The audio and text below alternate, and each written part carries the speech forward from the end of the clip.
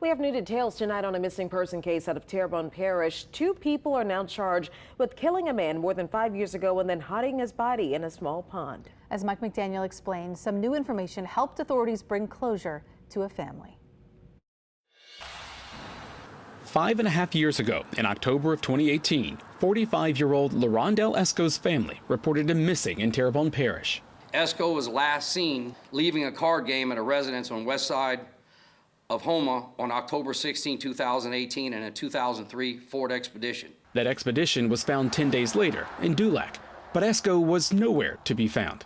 His family was left with no answers. That's a long time for them to be wondering about their loved one. If he's gone, did he disappear? Did something happen to him? The case went cold until last month. Sheriff Tim Saunier says investigators learned Esco, on the same night he was last seen, had been invited by 37-year-old Glenn Rodriguez and 25-year-old Ashley Cantrelle to their home in Chauvin. We can confirm that Rodriguez and Cantrelle are in a relationship. Saunier says all three knew each other, and during interviews last week, Rodriguez and Cantrelle made admissions. Once at the residence, Esco was lured to the rear of the property where he was murdered by Rodriguez. Saunier says the intentional murder was drug-related, but wouldn't say how Esco was killed. Saunier says Rodriguez dumped Esco's body in a small pond at the back of the property on Bayou Side Drive. Crews spent 2 days last week draining the water out of it. On April 5th and 6th, authorities and crime scene personnel recovered human remains. Although Saunier has no doubt whose remains those are, investigators are working with a forensic anthropologist and the Faces Laboratory at LSU to positively identify them. All the evidence pointed to where the crime occurred and where the remains were. The district attorney says the evidence in this case is mind-blowing considering how long it's been since Esco went missing.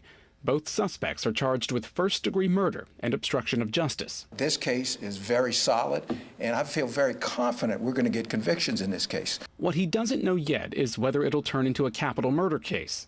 Could that be a possibility? It could be. I don't know yet. We will confer with the families and make a decision. Families, the sheriff says, are priority, which is why his office never gave up. We owe the families, and we owe them that justice, and we owe them that closure they deserve. Mike McDaniel, WWL, Louisiana.